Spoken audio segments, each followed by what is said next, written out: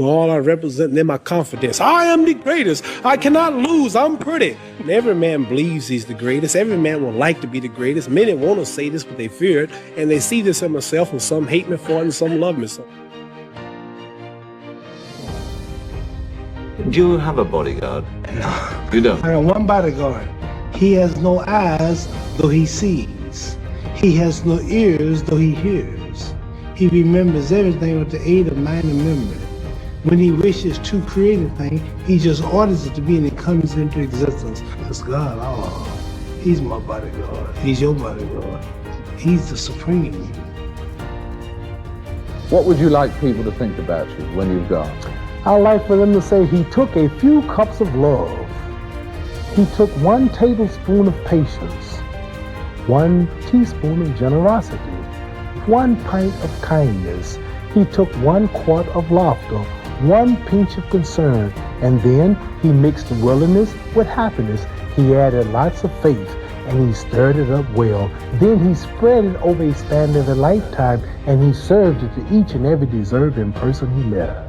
I studied life, I studied people, and I'm educated on this. But when it comes to reading and writing, I may be illiterate in that. But when it comes to common sense, when it comes to feelings, when it comes to love, compassion, heart for people, then I'm rich. Yeah. I wrote something once that says, where is man's wealth? His wealth is in his knowledge. For if his wealth was in the bank and not in his knowledge, then he don't possess it because it's in the bank. You understand? My wealth is in my knowledge. I'm a spokesman for my people, and I want to represent my people, and I don't want to be a bad representative. I can't be blind because the blind lead the blind, they all fall in the ditch. No, I want to say something right here. This might make you all think. Life is not really long. Let's say the average person 30 years old. If you're 30 years old, you're not but about 7 years old. How can I prove it? Add up all the 7, 8, 9 hours you slept for 30 years. Out of 30 years, out of all the nights, last night when you went to bed and woke up this morning, you don't remember a thing. You've been unconscious for about 8 years. If you're 30 years old, you slept about 8 years.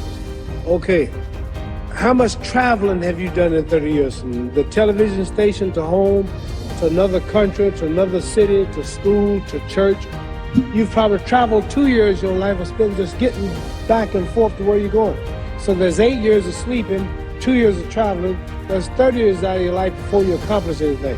How long do you sit in school? In America, we stay in school from the 1st grade to 12th grade. 6 hours a day for 12 years, break it down, you sat in the classroom for 3 years without leaving. Okay, 2 years of traveling, 8 years of sleeping, 3 years of school. How many movies have you went to? How many wrestling matches? How much entertainment? How many movie theaters, live plays, baseball games? Probably 2 years of entertainment.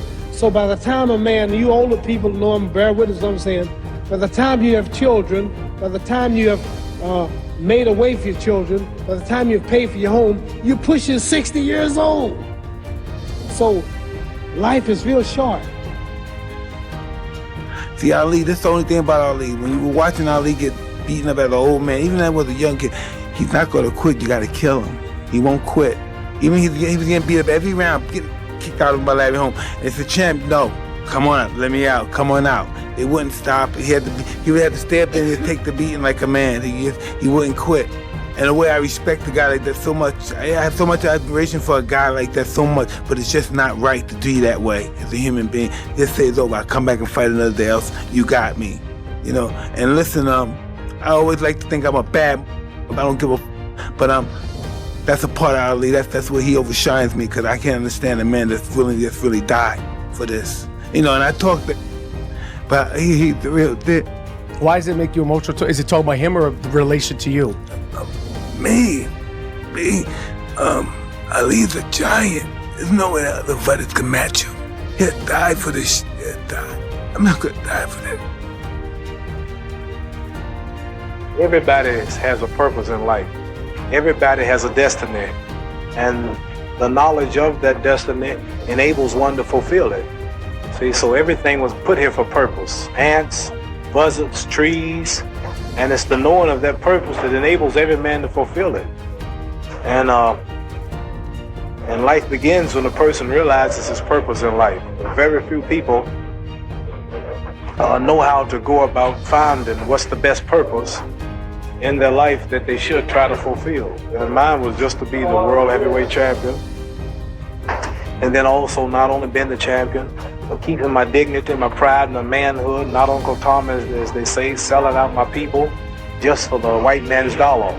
So this is my purpose, to go down as the first one, just about to go all out and all the way and being clean with the sport and not representing nothing like tobacco and whiskey and various commercials, and stand with my people and representing everybody at the same time, not just owning my own, marrying my own kind and socializing with my own kind. But I belong to the world as far as being the champion, but I let it be known that I am black, and I will always be black and with black, even if I mean give up all the money and everything that I could be offered from boxing. My head got big and I started thinking it was my training camp and my boxing ability that kept me where I was at, and God punished me and he gave me a good whooping. He broke my jaw in the second fight and he got me whooped and knocked down in the Frazier fight, and I realized I wasn't that great after all. So I had to get not only together physically, but spiritually. For this fight, I prayed every day for 5 days, 5 times a day for the past 4 months. And everything is perfect. And if Allah's with me, it ain't no way no man can win. No way. Because I'm representing God. I'm representing the freedom of black people in America. I want to be the one black man who stands up and look at white people and tell the truth, who don't sell them out, who don't Uncle Dom, who don't promote cigarettes, don't promote whiskey, take his fame to uplift his little brother in the ghetto. How do we treat each other? How do we help each other? So, I'm gonna dedicate my life to using my name and popularity, helping charities, helping people, uniting people, bringing people bumming each other because of religious beliefs. We need somebody in the world to help us make peace. So when I die, if there's a heaven, I wanna see it. Because we live how long? 80 years? The odds are everybody in this room, some of you gonna be dead 20 years from now, some of you gonna be dead 50 years from now, some are gonna be dead 30, some are gonna be dead 60, 70 years from now. We all gonna die soon. And if you live to be, say, 125 years old, which we don't do, right? Let's say we live to be 250, and you can have sex for 145 of those years. You're gonna come to end after that. So, we don't have but about 80 years on earth. This is a test to see where will we spend our life in heaven and hell. This is not the life now. Your real self is inside you. Your body gets old. Some of you go to look at the fridge, you don't have no teeth. Your hair is leaving you. Your bodies get tired, but your soul and your spirit never die. That's gonna live forever. So your body is just housing your soul and spirit. So God is testing us on how we treat each other, how we live, to see where our real home be in heaven. So this physical stuff don't last for so long. So my car, this building is gonna be here when the man who built it dead. There have been many kings and queens of England, they're all dead. After this one is gone, another one will come. So we don't stay here, we're just trustees, we don't own nothing. So what am I saying? The most important thing about life is what's gonna happen when you die. He would come to the gym, and if say he didn't get a ride to the gym, he didn't have no car, he would run. He would run across the causeway. Muhammad Ali, one of my great heroes, had a great line in the 70s when he was asked, how many sit-ups do you do? He said, I don't count my sit-ups, I only start counting when it starts hurting. When I feel pain, that's when I start counting, because that's when it really counts. That's what makes you a champion. Jerry, I'm the greatest fighter that ever stepped foot in the ring. Money will be lost that night. This will be the biggest upset in the century of all boxing. I think you're a big bag of wind. Damnedest showman that ever lived, and you ain't kidding anybody. The odds are 7-1. It's very big odds for a heavyweight championship fight. It has to be Liston. Liston's a much bigger puncher. While these big mouth people talking about I talk too much, well, I want all of them to be there, and I'm going to shut up all of his mouth. And Cassius Clay has won after 6 rounds.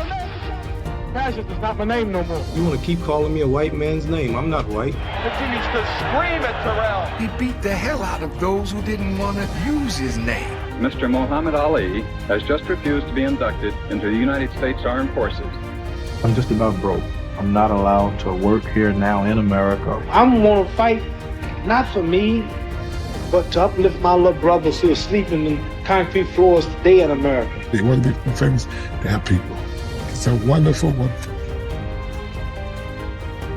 I'm gonna float like a butterfly and sting like a bee. George can't hit what his eyes can't see. All of you chumps are gonna bow when I whoop him. All of you. I know you got him. I know you got him picked. But the man's in trouble. I'm gonna show you how great I am. Bluffed him. I done everything. Beat him up basically for about 5 or 6 rounds. I thought it was easy.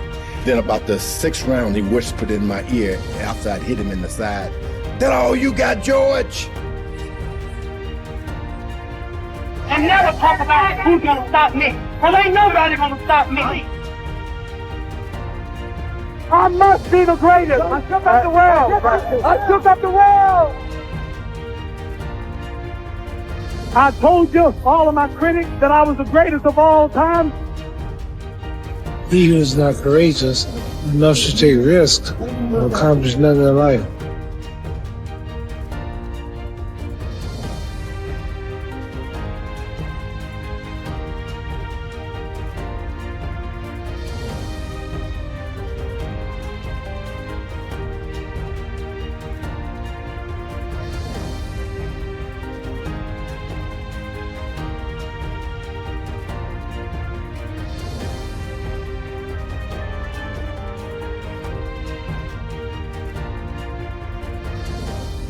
When you were a kid, you always bet certain fellas, I'm gonna be champion one day, and when I'm champion, I'm gonna come back and show you I'm wrong. Another said, guys, I'm gonna be a great doctor one day, and I'm gonna be a dentist, I'm gonna be a great scientist, I'm gonna be a president of the country.